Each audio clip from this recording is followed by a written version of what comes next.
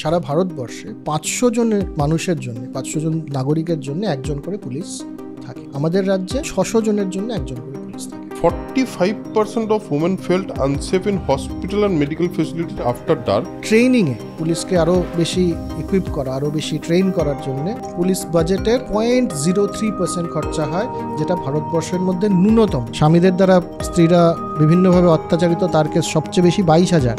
35% of sexual assault cases in rural India occur in educational institutions. ভারতবর্ষে রেপের ক্ষেত্রে 1,71,000 case pending for more than 1 year। এই রাজ্যে 3,000 লোক আছেন যারা ভিআইপি, পুলিশ তাদের সিকিউরিটি দেয়। যে এখানে সাধারণ মানুষের 600 জনে একজন পুলিশ, সেখানে ভিআইপি তাদের সিকিউরিটির জন্য 2 জন, এক একজনের পেছনে 2 জন করে সিকিউরিটি করে।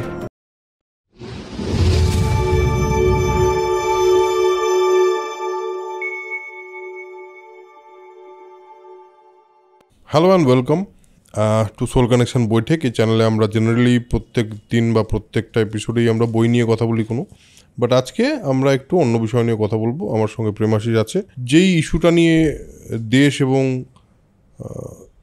পশ্চিমবঙ্গ তথা কলকাতা এবং পশ্চিমবঙ্গের বিভিন্ন জায়গা উত্তাল, এবং যেই হরিফিক বা নক্কারজনক ঘটনাটা জি কর মেডিকেল কলেজে ঘটে এবং তাতে একটি মহিলার মৃত্যু হয়, একটি মেয়ের মৃত্যু হয়, এবং সেটি খুব নৃশংস এবং খুব ধাক্কা দেওয়া একটা ঘটনা। যে ঘটনাটা একটা অদ্ভুত জিনিস তৈরি করেছে কলকাতা শহরে বা পশ্চিমবঙ্গের বিভিন্ন জায়গায় এবং দেশের বিভিন্ন জায়গায়, ইনফ্যাক্ট কিছু কিছু ক্ষেত্রে তো বিদেশের কিছু জায়গাতেও।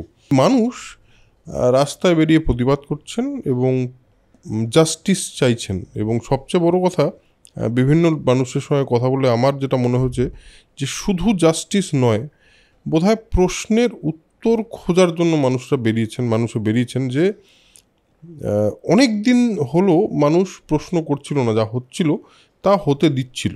হঠাৎ এই পুরোটা বোধহয় পাইল আপ করে একটা এমন জায়গায় তৈরি হয়েছে যেখানে একটি সলতের মতো আগুন ছড়িয়ে গিয়ে বিষয়টা একটা বিস্ফোরণের জায়গায় পৌঁছে গেছে। তোর কি এটাই মনে হয় প্রমাশিস, যে আমি যেটা বললাম, যে তুই কি একমত এই বিষয়টাতে? দেখ, যতদিন ধরে হয়েছে, আজকে প্রায় 1 মাস হতে চলল, এটা তো নিশ্চিত যে আমরা আমাদের এপিসোডও আসছে, আমরা অন্য কিছুও করছি, যার যেটা জীবিকা, কিন্তু মন বসাতে পারছি না।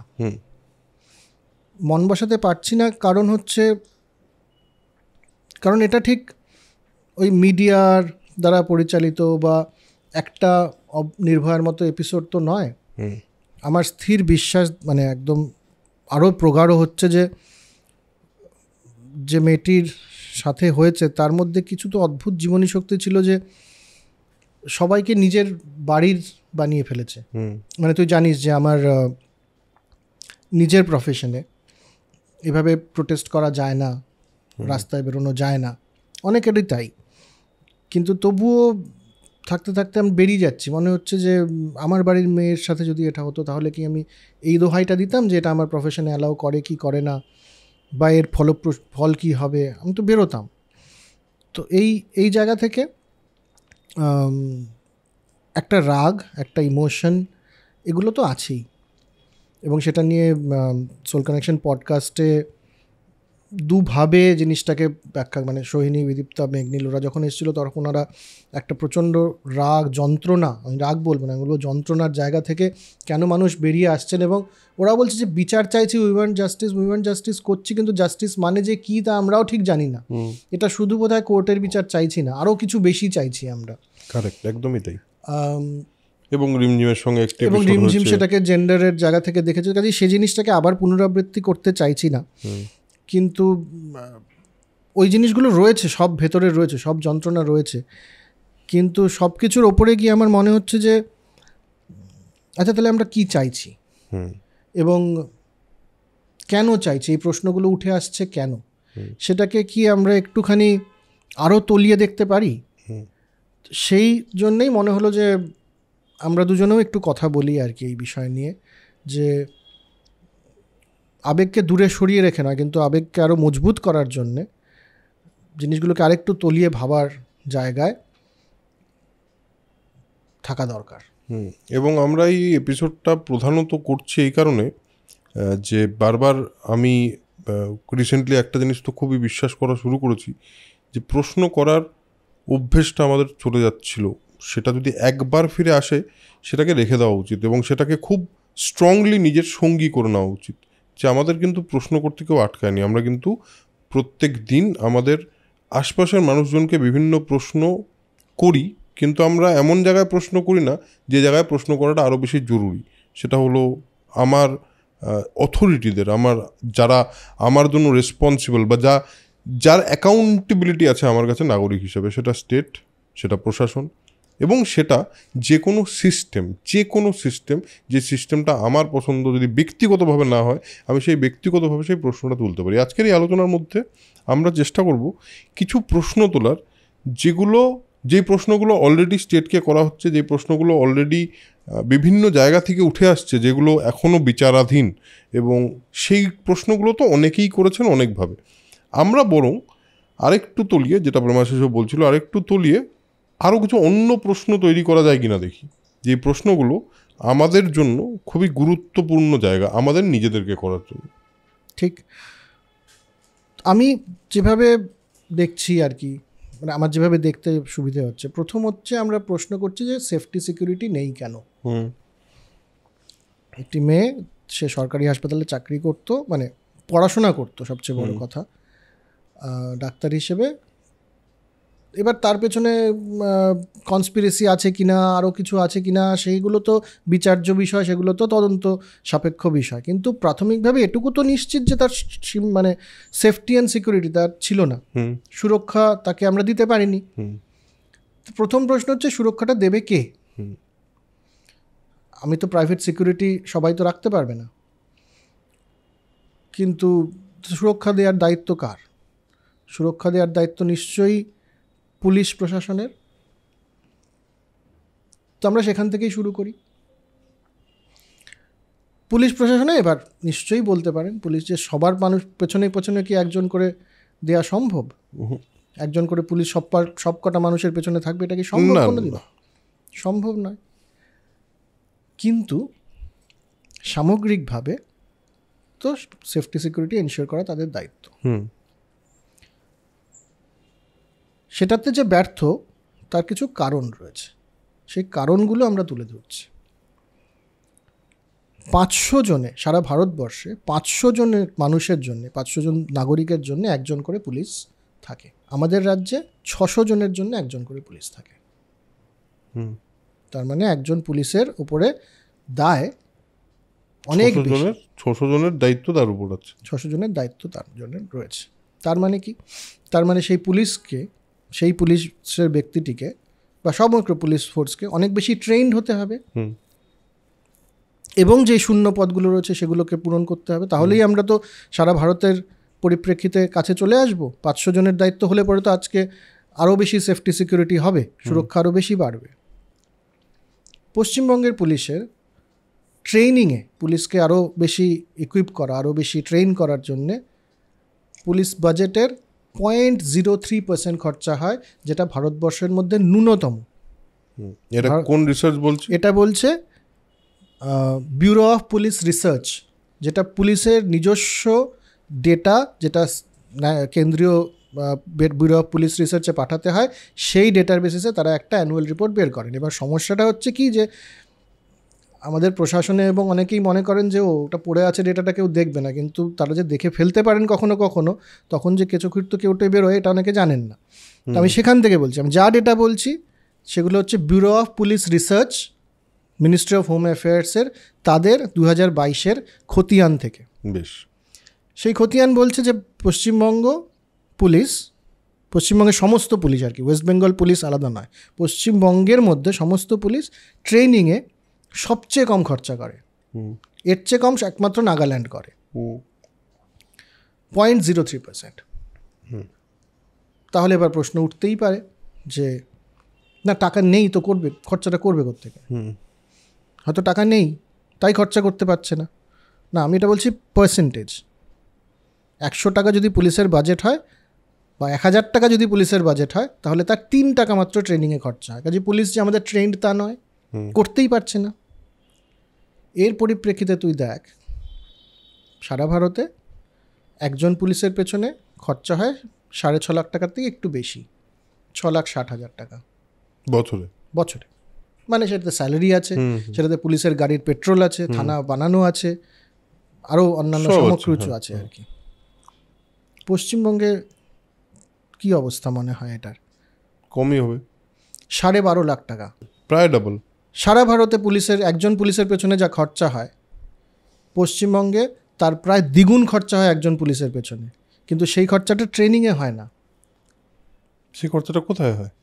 পশ্চিমবঙ্গের পুলিশের কাছে সবচেয়ে বেশি গাড়ি, সারা ভারতে পুলিশের কাছে 100 জন পুলিশের জন্য 8টা গাড়ি, পশ্চিমবঙ্গে 15টা।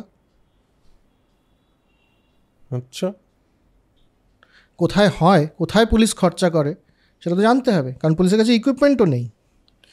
ইকুইপমেন্টের জন্যে 2,500 পুলিশের জন্য একটি করে সার্ভিলেন্স ইকুইপমেন্ট ইত্যাদি থাকে, পশ্চিমবঙ্গে 5,000 পুলিশের জন্য একটা করে সার্ভিলেন্স ইকুইপমেন্ট। তো ইকুইপমেন্টেও খরচা নেই, তো আমরা সেফটি সিকিউরিটিটা পাবো কোত্থেকে? পুলিশ ফোর্স বাড়ানোর প্রশ্ন উঠছে, যে 600 জনের জন্য যদি একজন পুলিশ হয়, সেটাকে যদি 500 জনের কাছে নিয়ে আসতে হয়, তাহলে তো পুলিশ ফোর্স বাড়াতে হবে। পশ্চিমবঙ্গে পুলিশের যা ভ্যাকেন্সি, তার মাত্র 60% আছে পুলিশ, মাত্র 60%। 40% এখনো ভ্যাকেন্ট। 40% ভ্যাকেন্ট, 40% পুলিশের রিক্রুটমেন্ট হয়নি। তো পুলিশ নেই যথেষ্ট পরিমাণ, এবং যা পুলিশ আছে তারা ট্রেইনড নয়। তাহলে সেফটি সিকিউরিটিটা কোথায় যাবে? তো এমতো অবস্থায় তো এটা কাম্য যে যেই পুলিশটুকু আছে, কাম্য শুধু না, এটাই তো আমরা ভাববো যে পুলিশটুকু আছে অন্তত পক্ষে তারা সম্পূর্ণভাবে মানুষের সুরক্ষার দায়িত্ব নেবে। কিন্তু সম্ভবত আমাদের রাজ্যে, মানে পশ্চিমবঙ্গে সরকার জানেন যে সুরক্ষাটা নেই রাজ্যে। কেন বলছি? কারণ এই রাজ্যে 3,000 লোক আছেন যারা ভিআইপি, যেটা বাড়ছে কিন্তু গত 5 বছর ধরে। 2000 থেকে 2016তেও এটা 2000-এর কাছাকাছি ছিল, এখন 3,142 2022-এ। এত ভিআইপি পুলিশ তাদের সিকিউরিটি দেয়, যে এখানে সাধারণ মানুষের 600 জনে একজন পুলিশ, সেখানে ভিআইপিদের এই 3,142 আমলা এবং মন্ত্রী এবং এই জাতীয় মানুষরাই হবেন, তাদের সিকিউরিটির জন্য এক একজনের পেছনে 2 জন করে সিকিউরিটি করে অ্যাভারেজে। সারা ভারতবর্ষে এই ভিআইপি কালচার নিয়ে আমরা অনেক কথা বলি। সারা ভারতবর্ষে ভিআইপিদের, আচ্ছা প্রথমত লোকসভায় প্রশ্নটা উঠেছিল যে ভিআইপির পেছনে কত পুলিশ লাগানো হয় সারা ভারতে। 2020-তে এই প্রশ্নটা ওঠানো হয়েছিল। তো সরকার থেকে কিন্তু পরিষ্কার বলা হয়েছে যে ভিআইপি বলে কোনো ক্যাটাগরি নেই, লিগালি ফর্মালি ভিআইপি বলে কোনো ক্যাটাগরি নেই মিনিস্ট্রি অফ হোম অ্যাফেয়ার্সের কাছে। সরকার বিভিন্ন ক্যাটাগরিতে সুরক্ষা দেওয়ার জন্য পুলিশ নিযুক্ত করতে পারে। সারা ভারতে প্রায় 60,000 পুলিশ নিযুক্ত আছে শুধুমাত্র প্রোটেকশনে।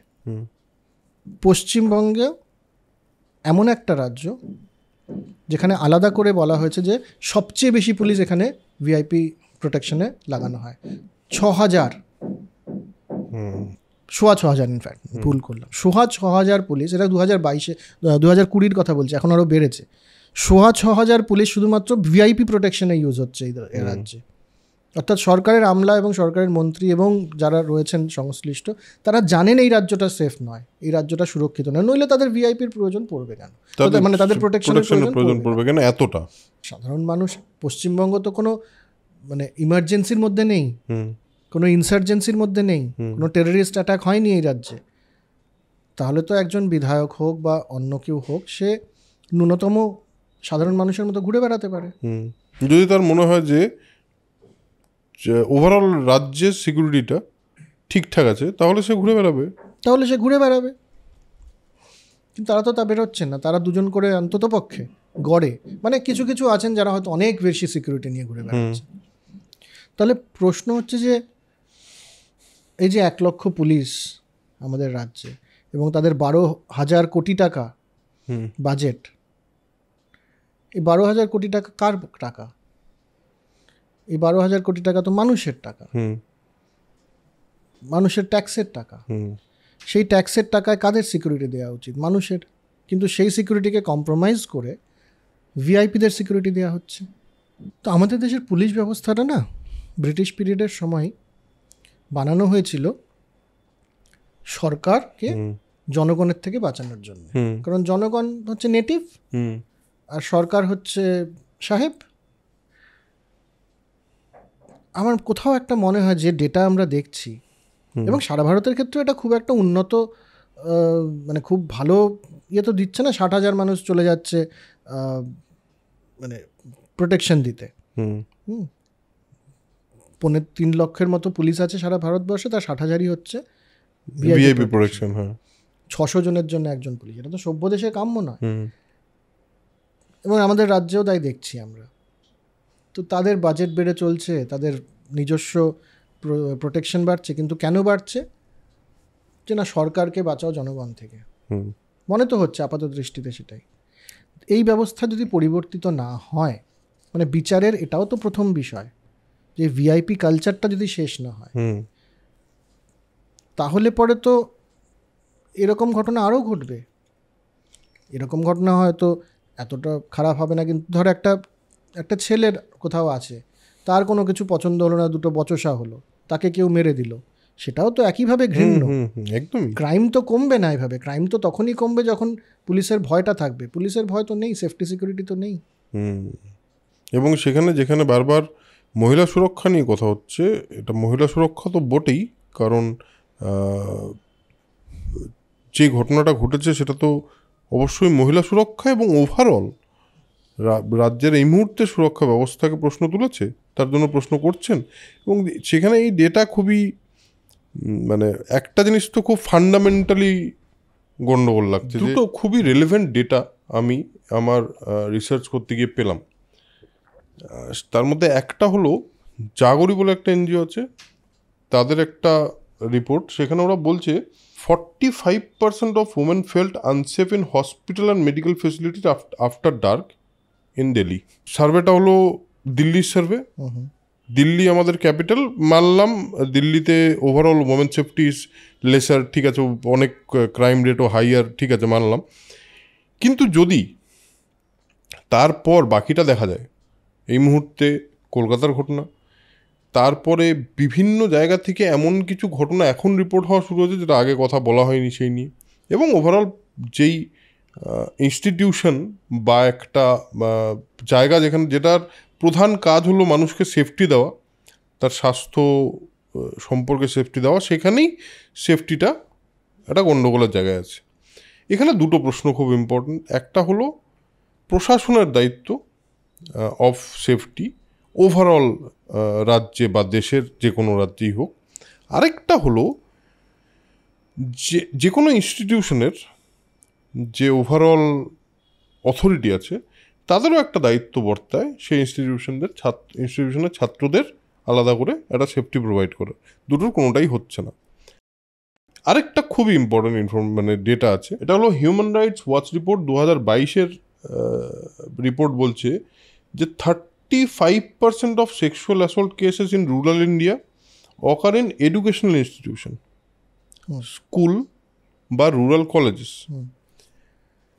এখানে আরেকটা প্রশ্ন খুবই ইম্পর্টেন্ট, সেটা হলো ইনস্টিটিউশন যেখানে শিক্ষাই প্রধান উদ্দেশ্য, সেখানেই রুরাল ইন্ডিয়া মানে মেজরিটি অফ ইন্ডিয়া, মানে one of the very major part of India, সেখানেই যদি এই ঘটনাটা এডুকেশনাল ইনস্টিটিউটে ঘটে এবং দেখা গেছে প্রচুর মানুষ এডুকেশন ছেড়ে দিয়েছে, মানে স্কুলে যাওয়া বন্ধ করে দিয়েছে এই কারণে।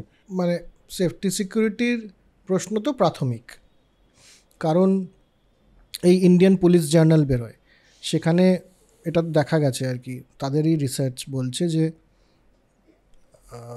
যত ক্রাইম হয়, রেপ অ্যান্ড মার্ডার এবং রেপ, এগুলোর ক্ষেত্রে বেশিরভাগই পরিচিত মানুষরা করে। 80% কেসে 76% কেসে পরিচিত মানুষরা করে। তো কাজেই তার পরিচিত জগতের মধ্যেই হবে। এবার ফ্যামিলিতে তো সবসময় পুলিশ এসে ঢুকতে পারে না, সেখানে একটা এডুকেশনের প্রশ্ন আছে, সেখানে একটা সমাজ সংস্কারের প্রশ্ন আছে। কিন্তু যখন সেই মেয়েরা বাইরে বেরোচ্ছে, তাদের কর্মক্ষেত্রে যাচ্ছে, তাদের শিক্ষা ক্ষেত্রে যাচ্ছে, বা হাসপাতালে যাচ্ছে, বা পাবলিক ট্রান্সপোর্টে যাচ্ছে, রাস্তায় যাচ্ছে, সেখানে তার সেফটি সিকিউরিটির দায়িত্ব তো সরকারকেই নিতে হবে। এটা তো ঠিক যে মানে সবচেয়ে ন্যাক্কারজনক বিষয় হচ্ছে যে মৃত্যুকে একটা নাম্বারে পরিণত করা। কিন্তু এটা তো সত্যি যে ভারতবর্ষে প্রতি বছর 30,000-এর বেশি রেপস হচ্ছে। তার মানে ওটাকে যদি আমরা ক্যালকুলেট করি, প্রতি 16 মিনিটে একটি করে হচ্ছে। যতক্ষণে এই কথাবার্তা চলছে ততক্ষণে একটি বা দুটি মেয়ের সাথে এই জঘন্য অপরাধ হয়েছে। একদম। এবং শুধু তাই নয়, পশ্চিমবঙ্গেও প্রতি 8 ঘন্টায় একটি করে হয় এই ধরনের ঘটনা। 2021 থেকে 2021-এর পরে 15.3% ক্রাইম এগেনস্ট ওমেন বেড়েছে ইন্ডিয়াতে। হ্যাঁ, এবার এটাতে আমি স্পেসিফিক্যালি রেপে থাকছি। যখনই এই ধরনের একটা বড় ঘটনা ঘটে, যেমন নির্ভয়ার ক্ষেত্রে হয়েছিল 2012-তে, আবার এই অভয়ার পাতিলোত্তমার ক্ষেত্রে আবার হলো। প্রথমত এগুলো শহরে যখন না হয় তখন বোধহয় আমাদের টনক নড়ে না, বা প্রচণ্ড ঘৃণ্য নৃশংস একটা ঘটনা না ঘটলে বোধহয় টনক নড়ে না। কিন্তু এমন একদিনও খবরের কাগজ বাড়িতে ঢোকে না আমার বা কারোরই, যেদিন এই ধরনের একটা ঘটনার কথা আমরা শুনিনি। এটা কি নর্মালাইজ হয়ে যাচ্ছে? এটা প্রথম প্রশ্ন। নর্মালাইজ হচ্ছে কি এই জিনিসটাকে আমরা নর্মালাইজ করে ফেলছি? দ্বিতীয়ত, এই যে বাড়ছে বললি, সরকারের একটা প্রাথমিক রেসপন্স হয় কিভাবে ব্যাপারটাকে ম্যানেজ দেয়া যাবে। নির্ভয়ার ক্ষেত্রে আমরা দেখেছি অ্যারেস্ট তো একটা পার্ট, আরেকটা পার্ট কি, যে একটা ইমিডিয়েটলি বিল নিয়ে এসো, যেন বিলটা এলে পরেই সব সমস্যার সমাধান হয়ে যাবে। একেবারেই তা নয়। নির্ভয়ার ক্ষেত্রে এসেছিল, তারপরে 30% রেপের কেস বেড়েছে আজ অব্দি গত 12 বছরে। তো কাজেই যে বিল, আবার পশ্চিমবঙ্গ সরকার একটা বিল দিচ্ছে যেটাকে ন্যায় সংহিতার পার্ট করা হবে বলে, তাতে কি ক্রাইম পরিবর্তন হবে? কারণ মূল প্রশ্নটা বা মূল সমস্যাটা তো যে আইন নেই তার নয়, যেটুকু আইন আছে সেটুকুতে কি আমরা যথেষ্ট সাজা শোনাতে পারছি, সেখানে আমরা আসবো। ইনভেস্টিগেশন হচ্ছে কি ঠিকভাবে, কনভিকশন হচ্ছে কি, ইনভেস্টিগেশন হচ্ছে কি না, তারপরে সেটা কোর্টে যাচ্ছে, কোর্টে সেখানে কনভিকশন হচ্ছে কি। আমরা 1 মাস পরেই বলছি যে 2 দিন পিছিয়ে গেছে রায় দেয়া, তাতেই আমাদের মনে হচ্ছে 2 দিন পিছিয়ে গেল। কিন্তু ভারতবর্ষে রেপের ক্ষেত্রে 1,71,000 case pending for more than 1 year. Murder and রেপের ক্ষেত্রে 200, মানে 200ই কিন্তু 1 বছর ধরে পড়ে আছে। 1 বছরের বেশি, 1 বছর না, 1 বছরের বেশি ধরে, সেগুলো এখন অবধি পুলিশ সেটা মানে চার্জশিটই ফাইল করতে পারেনি। তো এই মতো অবস্থায় আমরা মানে পুলিশ ইনভেস্টিগেশনের উপরে তো প্রশ্ন আসবেই, সারা ভারতের পুলিশ ইনভেস্টিগেশনেই প্রশ্ন আসবে। নিশ্চয়ই আসবে, নাহলে এতগুলো পেন্ডিং হয়ে থাকবে কেন? চার্জশিট যদি ফাইল হয়ে যায় তাহলে তার তো একটা প্রসিডিং তৈরি হয়। হ্যাঁ, 24% কেসে পেন্ডিং রেপের ক্ষেত্রে, 24% কেসে চার্জশিট ফাইল হয়নি, 1 বছরের ওপর হয়ে গেছে। এবং মহিলাদের ক্ষেত্রে যেটা, সেটা মানে পশ্চিমবঙ্গের কথা যদি বলি, একদম ডেটা বলছি, 11,000 rape case, 11,800 rape case pending for more than 1 year West বেঙ্গলে। হ্যাঁ, চার্জশিট ফাইল হয়নি, আমি কোর্ট অবধি যাইনি এখন অবধি, ব্যাপারটা চার্জশিটই ফাইল হয়নি, ওটা কোর্ট অবধি পৌঁছয়নি। 11,800 এই নিয়ে তো কথা হয়নি যেই ক্রাইমে, এবং এখানে সমাজের উপরে প্রশ্ন ওঠে, যেই ক্রাইমের মধ্যে dowry death Paschimbanga 1 number, acid attack Paschimbanga 1 number, cruelty by husband Paschimbanga 1 number. এটা তো সমাজের উপরে প্রশ্ন, এটা তো পুলিশের উপরে প্রশ্ন না, একেবারেই নয়। ভারতবর্ষের মধ্যে সবচেয়ে বেশি অ্যাসিড অ্যাটাকের কেস হয়েছে পশ্চিমবঙ্গে। ভারতবর্ষে স্বামীদের দ্বারা স্ত্রীরা বিভিন্নভাবে অত্যাচারিত, তার কেস সবচেয়ে বেশি 22,000 পশ্চিমবঙ্গে। অ্যাসিড অ্যাটাকের কেস 35টা, পশ্চিমবঙ্গ 1 নম্বর ভারতের মধ্যে। তো আমরা কোন কালির সাধক আর কোন কথা আমরা বলছি যে Paschimbanga women safe for women, যদি এই সমস্ত গঠিত অপরাধের ক্ষেত্রে এটা দাঁড়ায়? তো সেটা তো সমাজের উপরে একটা প্রশ্ন, কিন্তু সমাজের পরে তো পুলিশ ধরলে, মানে অপরাধটা হয়ে যাওয়ার আগে তো আটকাতে হবে।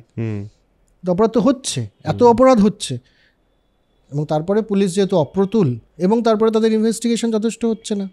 তো ক্রাইম এগেনস্ট উমেন যত আছে তার মধ্যে 11,800 কেস ওয়েস্ট বেঙ্গলে পেন্ডিং।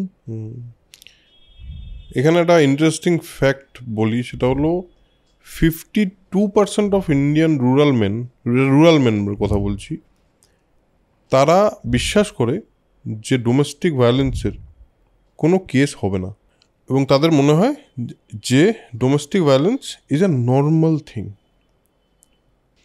আমরা বিভিন্ন সময় বারবার এটা শুনি যে ওয়েস্টার্ন কালচার বা ওয়েস্টার্ন ইনফ্লুয়েন্স আমাদেরকে খুবই দূষিত করে দিয়েছে এবং আমরা সভ্যতা থেকে বিচ্যুত হয়ে যাচ্ছি ইত্যাদি ইত্যাদি। কিন্তু একটা অদ্ভুত ডেটা বলি, সেটা খুবই ইন্টারেস্টিং ডেটাটা। Geena Davis Institute on gender in media 2021, 200 Bollywood cinema 2015 থেকে 2020 মধ্যে, তার মধ্যে দেখা গেছে 63% of the female characters portrayed in stereotypical roles such as homemakers আর romantic interest, just love interest আর কি। আর সেক্ষেত্রে 29% মেলকে, মাত্র 29% মেলকে স্টিরিওটিপিক্যালি দেখানো হয়েছে। বেশিরভাগই মেল ক্যারেক্টারের সঙ্গে দে এক্সপেরিমেন্টেড। এটা হলো একটা জিনিস। Furthermore 35% of female characters were depicted as submissive or silent when faced with harassment or abuse. যদি আমাদের এবার কালচারাল ইম্প্যাক্ট বলতেই হয়, তাহলে এই কথাটা এটা বলা হচ্ছে 2015 থেকে 2020। 2015 থেকে 2020 যদি বলি আমি, সেই সময়টা অলরেডি একটা তখন আমরা অলরেডি সোশ্যাল মিডিয়া ইত্যাদি ইত্যাদি সমস্তটা আছে, এবং আমাদের সমাজ সিনেমা কি সমাজের রিফ্লেকশন নাকি সমাজের দুটোই, বা সিনেমা সমাজের উপর রিফ্লেক্ট করে, দুটোই হতে পারে।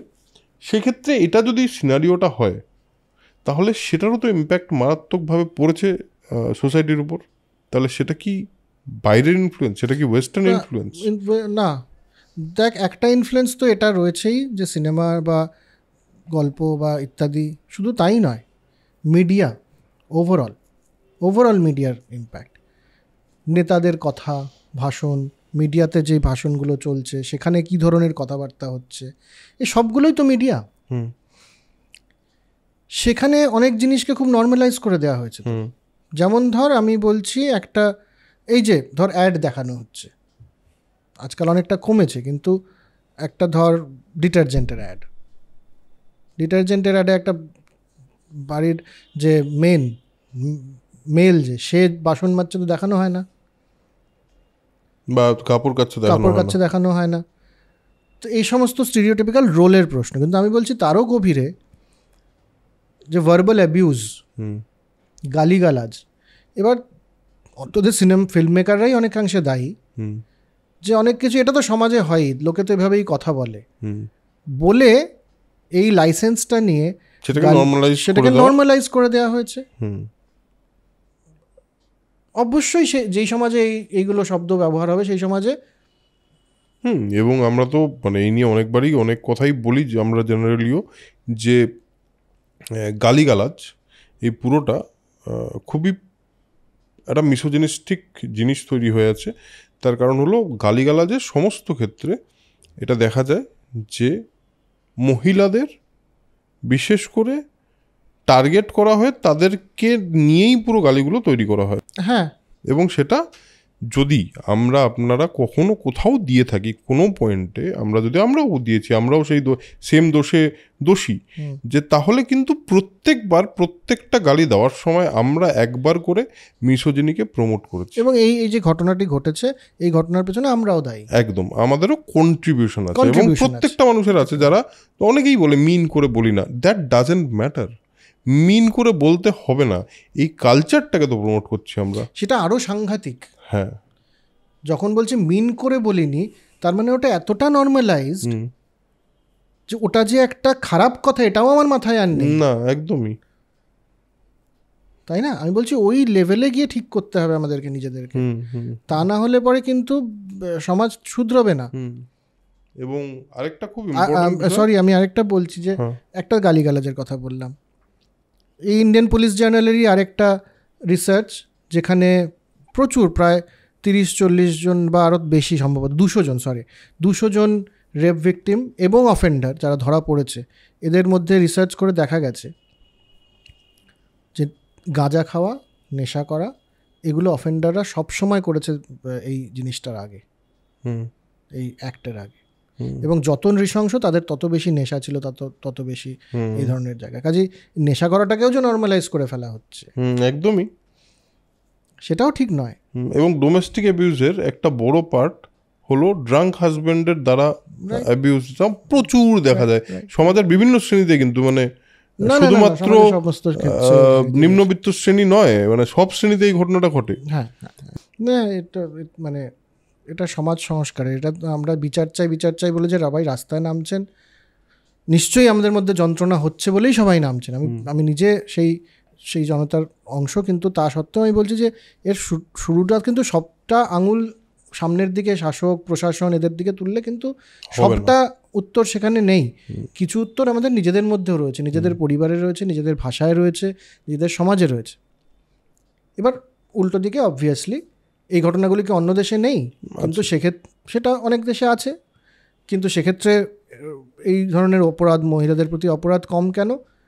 সেখানে শাসক অনেক বেশি, শাসক বলতে আমি বলছি প্রশাসন অনেক বেশি স্ট্রং সম্ভবত।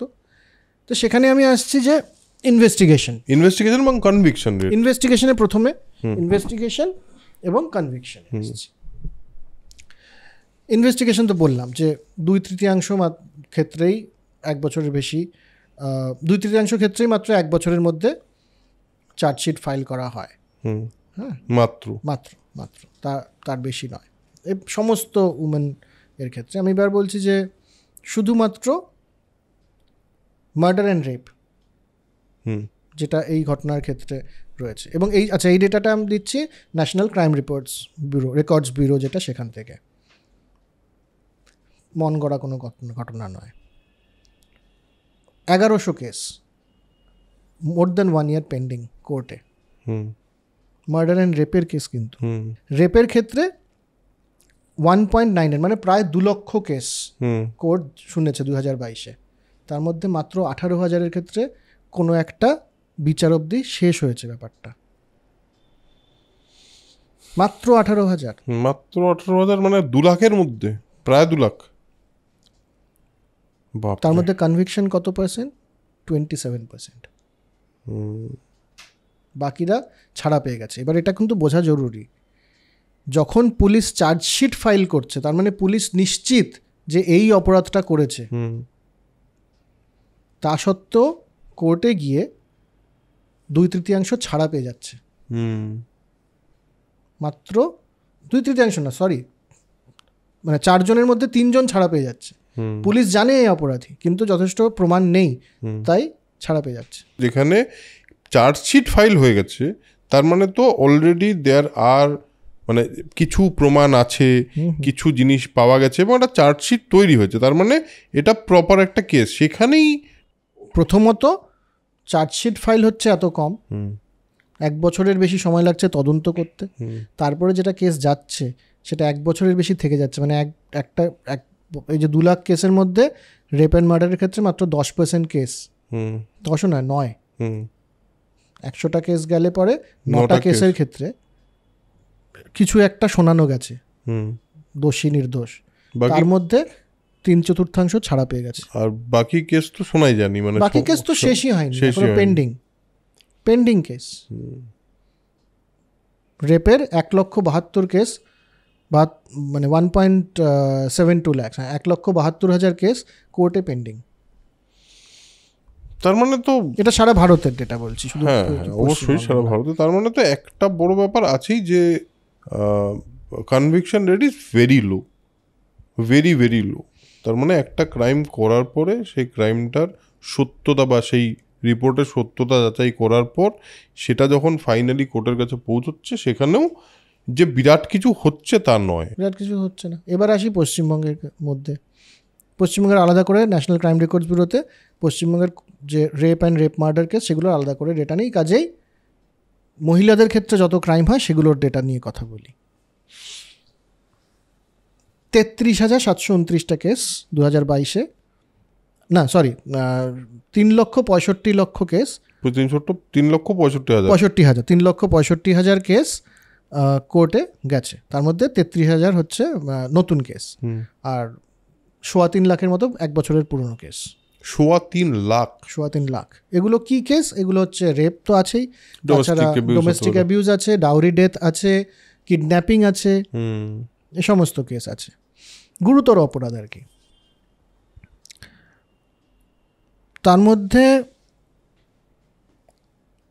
সারা ভারতবর্ষে মহিলাদের যত ক্রাইম আছে তার কনভিকশন রেট ওই 1/4, 25%। পশ্চিমবঙ্গের ক্ষেত্রে কি কত?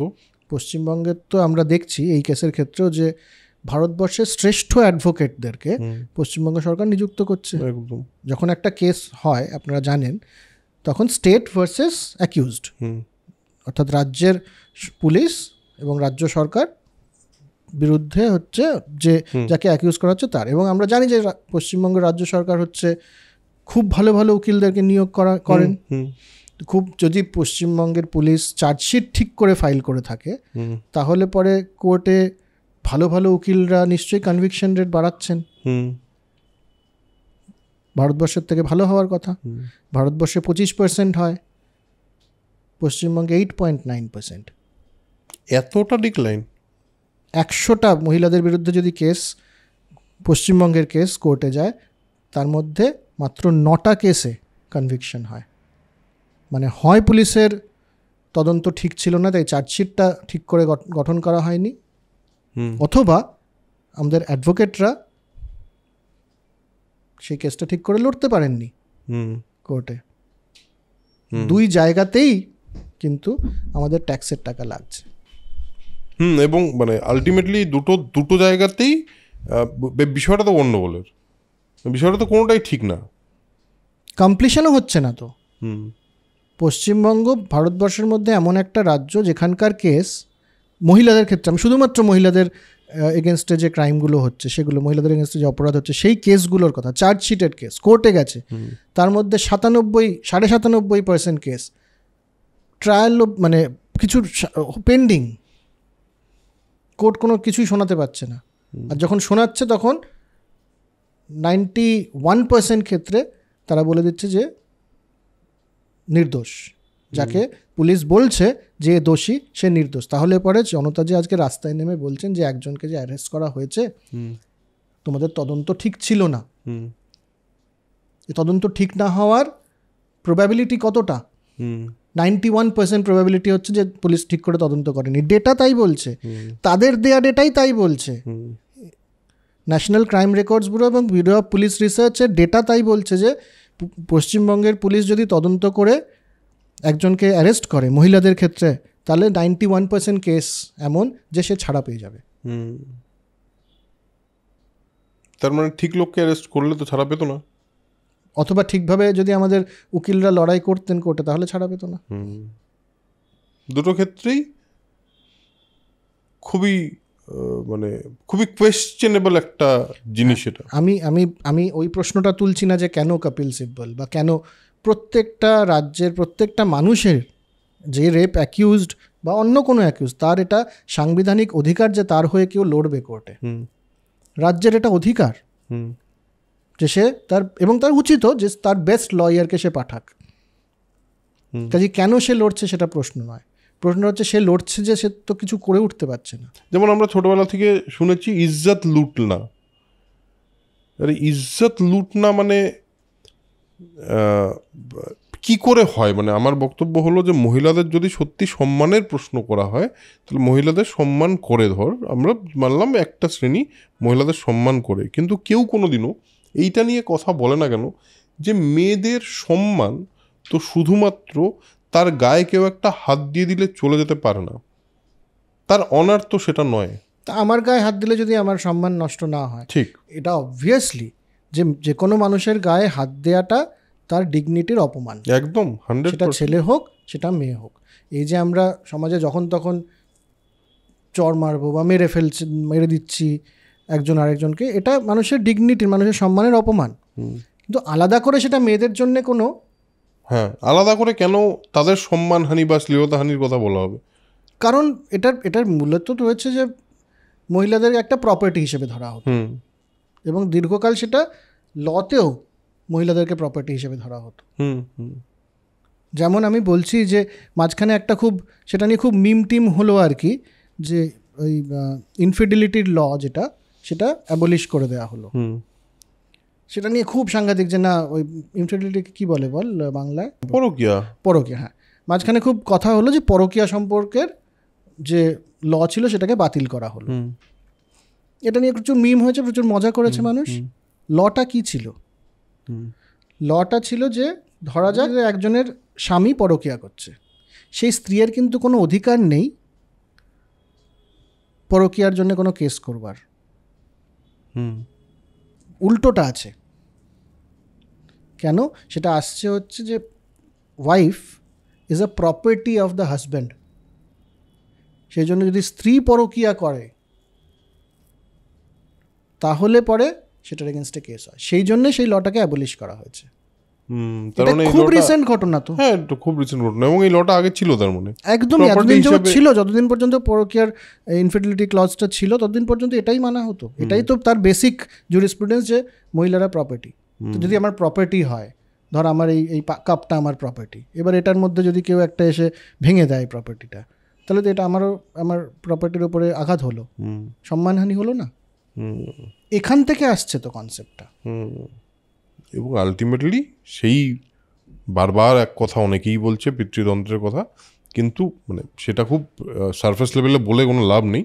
বরঞ্চ আর কি ডেটা পেলি তুই সেটা নিয়ে না, এবার দেখ, এই যে আমরা ল নিয়ে কথা বললাম, সেখানে এ রাজ্যেরও এবং অনেকাংশেই বলা হচ্ছে ফাঁসি চাই। এমন বলে দেওয়া হয়েছে যে এই ধরনের অপরাধীকে তো এনকাউন্টার করে, এনকাউন্টার করে ফেলা উচিত। না, this is talking about extra judicial killing.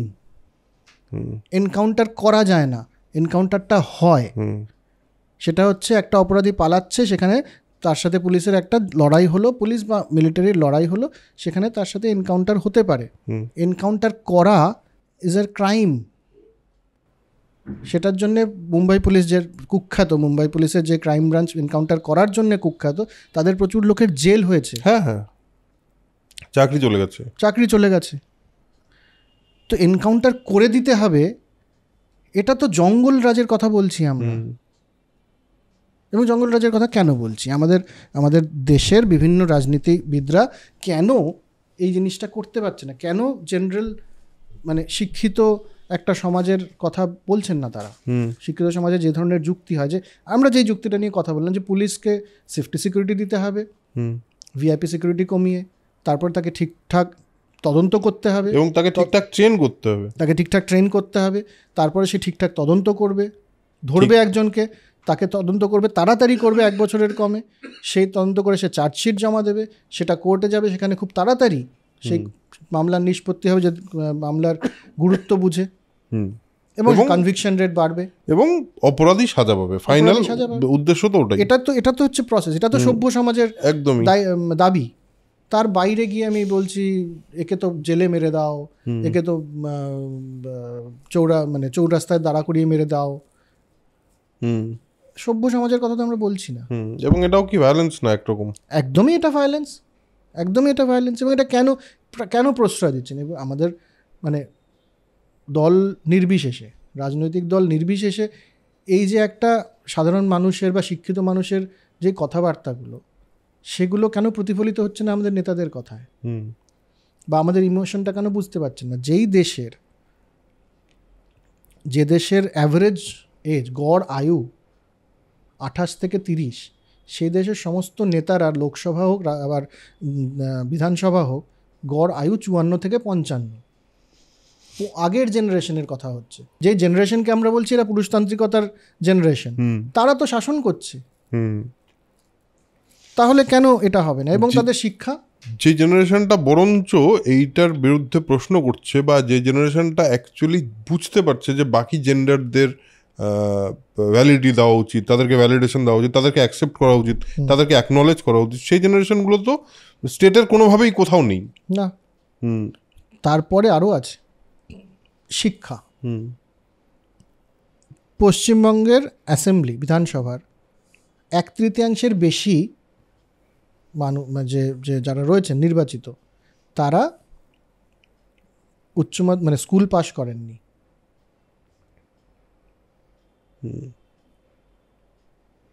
এরা কি শিক্ষা দেবে? মানে আমি তো বাদ দিচ্ছি কে কোথা থেকে ঘুরপথে সার্টিফিকেট পেয়েছে, আমি মেনে নিচ্ছি তারা যে এফিডেভিট দিয়েছে, এবং এটা আমি বলছি পিআরএস লেজিসলেটিভ এবং অ্যাসোসিয়েশন অফ ডেমোক্রেটিক রিফর্মস যারা ইলেকশনে লড়ার সময় প্রত্যেকটা ক্যান্ডিডেটকে একটা এফিডেভিট জমা দিতে হয় তার অর্থনৈতিক অবস্থা কি সেটা নিয়ে, তার ক্রিমিনাল রেকর্ড কি, তার এগেনস্টে কটা কেস আছে সেটা, এবং তার শিক্ষাগত যোগ্যতা, ঠিক আছে, তার বেসিসে বলছি। এই তো হচ্ছে দেশের অবস্থা। 33% আমাদের যে যারা এই 2024 ইলেকশন শেষ হলো, 1/3 যারা দাঁড়িয়েছেন তাদের ক্রিমিনাল কেস আছে, তাদের ক্ষেত্রে গুরুতর ক্রিমিনাল কেস আছে, মহিলাদের ক্ষেত্রে ক্রিমিনাল কেস আছে, এরকম দল দাঁড়িয়েছে। তো এদের থেকে আমরা কি আশা করব? এবং এরা যে সমাজের, এবার কেউ বলতে পারে যে এরা সমাজের বেশিরভাগই তো অশিক্ষিত, তাহলে এরাই তো সমাজের রিপ্রেজেন্টেশন। একদমই নয়। সমাজের রিপ্রেজেন্টেশন হলে পরে তাদের গড় আয় 3 কোটি টাকা হয় না। গড় আয়? হ্যাঁ, গড় ওয়েলথ, সম্পত্তি 2.8 crore। আমাদের রাজ্যের বিধায়কদের গড় সম্পত্তি হচ্ছে 2.8 crore। সাধারণ মানুষের কথা বলবে এরা? অথচ এটা যদি এই পয়েন্ট থেকেও বলা হয় যে তারা সাধারণ মানুষকে রিপ্রেজেন্ট করছে, সাধারণ মানুষ তো এই জায়গাটায় নেই। একদম। আমার এক দাদা সিনিয়র, সে সৌভাগ্যবশত সে বাইরে থাকে, তার ছেলে মেয়ে বাইরে বড় হচ্ছে। তো সে প্রশ্ন করেছে সেদিনটা আমাকে ফোন করে, তাই বলছে যে আমার মেয়ে আমাকে প্রশ্ন করছে যে আচ্ছা আমরা দেখছি যে অন্যান্য দেশে একজন একটা প্রফেশনে থাকে, সেই প্রফেশন থেকে তার মধ্যে সে রাজনীতি করতে করতে তারপরে সে একটা মুখ্যমন্ত্রী হয়, প্রধানমন্ত্রী হয়, রাষ্ট্রপতি হয়, ইত্যাদি হয়, সব সভ্য দেশেই আর কি, ইউরোপ হোক, আমেরিকা হোক, ইত্যাদি। তো ভারতবর্ষের এই যে প্রধানমন্ত্রীর থেকে শুরু করে সমস্ত মন্ত্রী, সমস্ত এমপি, সমস্ত এমএলএ রাজ্যের, এদের প্রফেশনটা কি? এদের প্রফেশন তো পলিটিক্স। এরা ছোটবেলা থেকে পলিটিক্স ছাড়া আর কিছু করেনি। এক্স্যাক্টলি। তো তাদের থেকে আমরা অন্য কিছু আশা করছি কোথা থেকে? এটাও খুব একটা ইম্পর্টেন্ট পয়েন্ট। হ্যাঁ, পশ্চিমবঙ্গের ক্ষেত্রে, ভারতবর্ষের মধ্যে, এটাও এফিডেভিটের ভরসায় বলছি আমি, মানে এফিডেভিটের যেটা ভারতবর্ষের যত স্টেট অ্যাসেম্বলি রয়েছে তার মধ্যে পশ্চিমবঙ্গের ক্ষেত্রে সর্বাধিক এমপি এবং এমএলএ রয়েছেন যাদের মহিলাদের বিরুদ্ধে, যাদের এগেনস্টে কেস আছে। সেটা পশ্চিমবঙ্গে হাইয়েস্ট।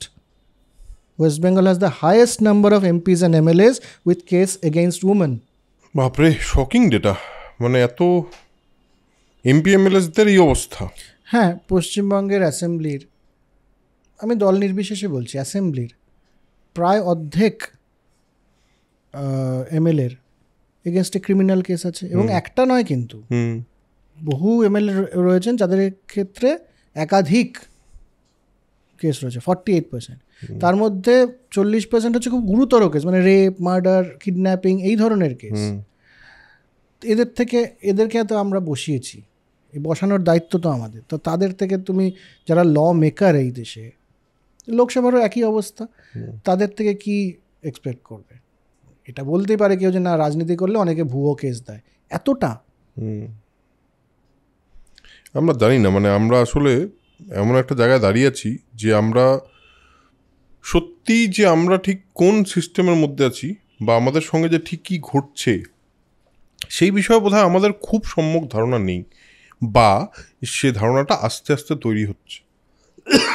কিছু ঘটনা আমাদের চোখের সামনে কিছু প্রশ্ন তুলে এনে দেয়, যে প্রশ্নগুলো আমাদের করতে ইচ্ছা হয়, এবং খুবই খুবই একটা পজিটিভ জায়গায় এই মুহূর্তে আমরা দাঁড়িয়ে আছি। আমার মনে হয় পজিটিভ, নেগেটিভিটি প্রচুর আছে। আমাদের সত্যি অসুবিধার মধ্যে আছি, কষ্টের মধ্যে আছি, প্রত্যেকে আমার মনে হয় বেশিরভাগ মানুষই এই কষ্টটার মধ্যে দিয়ে যাচ্ছে। তার বাইরেও আমাদের কাজ করে যেতে হয়, কারণ কাজ তো করতেই হবে, মানে খাবার তো খেতেই হবে, নাহলে মানুষ বেঁচে থাকবে না। কিন্তু তার বাইরেও এই যে প্রশ্নটা উঠছে, লোকে যে এত প্রশ্ন করছে এবং সেটা যে জন আন্দোলনের চেহারা নিয়েছে, এই জায়গাটাতে একটা আশার আলো তো আছে। এবার নিশ্চয়ই, কিন্তু সঠিক প্রশ্নটা করতে হবে, সঠিক জায়গায় করতে হবে। একদম। কারণ যে প্রোটেস্টটা হচ্ছে, এতজন মানুষের রাস্তায় নেমে আসা এবং প্রোটেস্ট করা, এটা আমি তো আবার যেখান থেকে শুরু করেছিলাম যে নিশ্চয়ই আমি তো মনে করি যে সেই মেয়েটির অদ্ভুত জীবনী শক্তি, মানে সে একা সেই সময় কি অসহায়তার মধ্যে ছিল, তার দীর্ঘশ্বাস এবং তার জীবনী শক্তির জন্য এতগুলো মানুষ তাকে নিজের ঘরের মেয়ে মনে করেছে। আমরাও তাই মনে করছি, যে জন্য সমস্ত ভয় ছেড়ে, সমস্ত কুণ্ঠা ছেড়ে সব মানুষ আসছে। কিন্তু আমার মনে হয় প্রশ্নটা সঠিক জায়গায় করা এবং সঠিক প্রশ্ন করাটাও খুব জরুরি। কারণ এই আন্দোলনে আমরা একটা জিনিস তো দেখলাম, যে সিভিল সোসাইটির একটা জোর আছে। প্রাতিষ্ঠানিকভাবে কোনো দলের বা কোনো নেতার আন্ডারে না থেকেও একটা যে স্বতঃস্ফূর্ত আন্দোলন করা যায়, সেটা আমরা দেখলাম। আমরা এই রাজ্যে বা এই দেশে দেখেছি যে কে কত বড় নেতা, সেটা প্রমাণ হয় এইভাবে যে সে কতটা রাস্তা জ্যাম করে দিতে পারলো। কিন্তু এই আন্দোলনে দেখলাম যে তার থেকে বহু বেশি সংখ্যক মানুষ রাস্তায় নামছেন, কিন্তু রাস্তা আটকাচ্ছেন না, গাড়ি ঘোড়া চলে যাচ্ছে, যতটা সম্ভব চলে যাচ্ছে, সেটা আমরা দেখছি। তবে এই প্রশ্নও আমার মাথায় এবং অনেকের মাথায় আসছে যে আমাদের প্রোটেস্টের পন্থা কি একটুখানি আবার ভেবে দেখা দরকার। মানে যেটা গান্ধীজি দেখিয়ে গেছিলেন অসহযোগ আন্দোলনের সময়, সেই মূলত তো সেটাই মিছিল, মিটিং ইত্যাদি হয়ে আসছে। অবস্থান, কেউ হয়তো অন্য কোনো ক্ষেত্রে তারা অনশন করবেন ইত্যাদি। তার একটা বেসিক অ্যাজাম্পশন আছে এই ধরনের আন্দোলনের। অ্যাজাম্পশনটা হচ্ছে আমি যে কষ্ট করছি সেটা দেখে যেন শাসকের হৃদয় পরিবর্তন হয়। এটাই ছিল গান্ধীজির আন্দোলন বা নন কোঅপারেশনের বা শান্তিপূর্ণ অসহযোগ এবং অহিংস আন্দোলনের মূল অ্যাজাম্পশন, যে ব্রিটিশরা তো নিজেদেরকে সভ্য বলে দাবি করে, তাহলে তারা আমাদের উপর কতটা অত্যাচার করছে সেটা আমাদের এই মানে অহিংস আন্দোলন দেখেই তারা প্রকাশ পায়, মানে তাদের হৃদয় পরিবর্তন হবে। কিন্তু যেই গোষ্ঠী বা যাদের বিরুদ্ধে আন্দোলন, তারাই যদি ইনসেনসিটিভ হয়, তাহলে তো অবস্থান করো, হাঙ্গার স্ট্রাইক করো, আর যাই করো, তাদের হৃদয় পরিবর্তনের তো কোনো মানে আমি চান্স দেখছি না। দ্বিতীয় কথা হচ্ছে যে কিছু আন্দোলন আছে যে ক্ষেত্রে আন্দোলনটা করলে সরকার অসুবিধায় পড়ে, কিছু আন্দোলন আছে যেটা করলে পরে মানুষ অসুবিধায় পড়ে। আমরা কোন আন্দোলনটা করছি, কোন আন্দোলন কিভাবে করা উচিত, সেটাও ভাবার বিষয় আছে। তো এবং এই যে আন্দোলন এত হচ্ছে, এটার কোনো ডাইরেক্ট রিপ্রেজেন্টেশন কি কোর্টে আছে? এটার কোনো ডাইরেক্ট রিপ্রেজেন্টেশন কি আমাদের পার্লামেন্টে আছে বা অ্যাসেম্বলিতে আছে? সেটাও প্রশ্ন। কিন্তু এখানেও ঠিক, প্রশ্নগুলো প্রত্যেকটাই ঠিক, কিন্তু একটা জিনিস সত্যি, যে আন্দোলনের জন্য একটি প্রেশার তো তৈরি করা গেছে, যে প্রেশারটা এই কেসটাকে অনেক বেশি সিরিয়াসলি দেখতে জুডিশিয়ারিকে এবং অ্যাট দ্য সেম টাইম প্রশাসনকেও বাধ্য করেছে কিছু কিছু ক্ষেত্রে বলে আমাদের অন্তত মনে হচ্ছে। যদি হয়ে থাকে তাহলে ভালো, আমাদের অন্তত তাই মনে হচ্ছে। এবং আরেকটা বড় ইম্পর্ট্যান্ট ব্যাপার, সেটা হলো মানুষ যেভাবে বলা হয় ভয় ছোঁয়াচে, সেভাবেই সাহসও বড় ছোঁয়াচে, এবং সেইটা খুব একটা বড় জিনিস দেখা যাচ্ছে। তো অনেক মানুষ সাহস করছেন কথা বলার, যারা হয়তো আগে সেই সাহসটা করে উঠতে পারেননি। আমাদের মানুষ হিসাবে বেঁচে থাকতে গেলে কিছু জিনিস তো মনে রাখা খুব জরুরি, যে আমরা যে হিউম্যান কোয়ালিটিগুলো পেয়েছি, আমরা যে আমাদের মধ্যে যে ইমোশনগুলো আছে, আমাদের মধ্যে যে এমপ্যাথিগুলো আছে, অন্য মানুষের কিছু খারাপ হলে আমাদের যে খারাপ লাগে, আমাদের যে ভেতরে কষ্ট হয়, এটা একটা বড় পাওয়ার আমাদের। এবং সেই জন্যই বোধহয় আজকে যেটা প্রেমাশিস বললো যে ওই মেয়েটির জীবনী শক্তি, ওই মেয়েটির প্রতি আমাদের সিম্প্যাথি বা আমাদের এমপ্যাথি এমন একটা জায়গায় চলে গেছে যেখানে সত্যি মনে হচ্ছে যে আমার নিজের কারো একটা সঙ্গে এই ঘটনাটা ঘটে গেছে, যেটা আমার মনে হয় মানুষ হিসেবে আমাদের কোথাও একটা জুড়ছে। অনেক মানুষ একসাথে একই রকম কথা ভাবছেন, সেটা মানুষ হিসেবে কোথাও আমাদের এটা আবার মনে করায় যে হিউম্যানিটি বা মানুষের মধ্যে যে একটা নিজস্ব হিউম্যানিটির সুতো আছে, সেটা কোথাও গিয়ে কানেক্টেড। এরকম প্রচুর মানুষ আমরাও দেখছি যারা মিছিলে না যেতে পেরেও সেম ভাবনা থেকে বাড়িতে বসে থাকছেন, অথচ বলছেন যে আমরা তোমাদের সঙ্গে আছি, আমরা মিছিলের সঙ্গে আছি, আমরা প্রতিবাদের সঙ্গে আছি, নিজের মতো করে প্রতিবাদ করছেন। এবং আমরা যেটা দেখছি এটা হলো, যারা প্রতিবাদী মানুষ তারা প্রত্যেকেই বলছেন নিজের মতো করে প্রতিবাদটা করুন, নিজের মতো করে কথাটা বলুন। প্রতিবাদ বলতে কি আলাদা করে এই পার্টিকুলার কথাটা বলতে হবে না, প্রত্যেকটা পয়েন্টে যেখানে প্রশ্ন করা জরুরি সেখানে প্রশ্নগুলো করুন। আজকের এই আলোচনাটায় আমরা যেটা তুলে ধরার চেষ্টা করলাম সেটা হলো কিছু সঠিক প্রশ্ন, যেই প্রশ্নগুলো আরেকটু ফান্ডামেন্টাল, আরেকটু তলানিতে গিয়ে আমরা যে সিকিউরিটির কথা বলছি সেখানে যে ডেটা প্রেমাসিস দিল সেই ডেটাটা সত্যি খুবই ভয়ের, এবং আরেকটু গভীরে গিয়ে ভাবানোর জন্যই এই ডেটাগুলো আপনাদের সঙ্গে শেয়ার করা।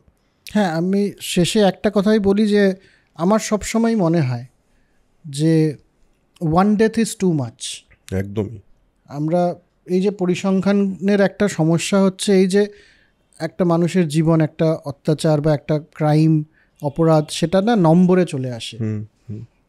তো এই প্রবণতাটা তো থাকে আমাদের, কিন্তু আমি সেখান থেকে বলছি যে আমি কিন্তু মনে করছি যে one death is too much, one rape is too much, one crime is too much. সভ্য সমাজে একটাও ক্রাইম হওয়ার কথা নয়।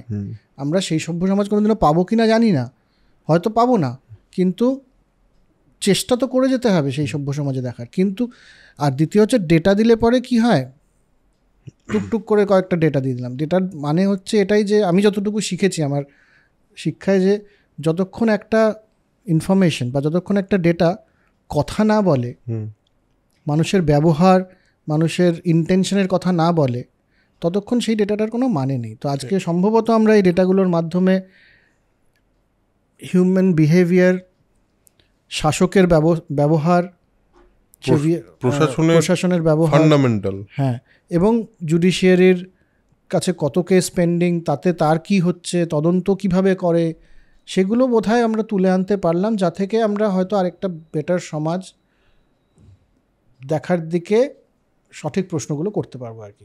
সো আজকের এপিসোড এই প্রশ্নটা নিয়ে বা এই আশাটা নিয়েই শেষ করতে চাই যে প্রশ্ন করাগুলো থামবে না, এবং আজকের এই এপিসোড যদি কোনোভাবে এই প্রশ্নর মধ্যে কিছু সঠিক প্রশ্ন আপনাদের অবধি পৌঁছতে পারে তাহলেই আমাদের জন্য সেটা খুবই একটা সার্থকতার জায়গায় পৌঁছবে, এবং আমরা এই নিয়ে বা সমাজের বিভিন্ন বিষয় নিয়ে মাঝে মাঝে কথা বলবো, আমি আর প্রেমাশিস, যখন যখন আমাদের মনে হবে কথা বলা উচিত।